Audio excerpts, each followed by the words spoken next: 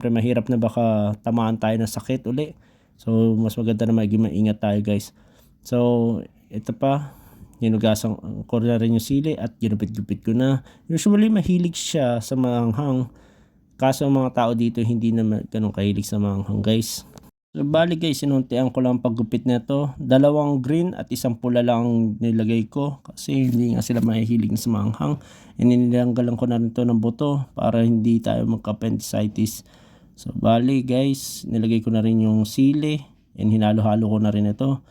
And dito sa susunod na parte, nilagyan ko siya ng paminta, asin. At yun na nga guys, hinalo-halo ko siya uli.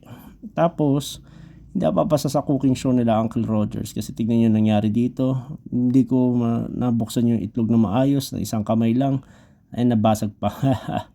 So papagalitan na ni Uncle Roger yan, patay tayo. So bali yun na nga, hinalo-halo ko ito.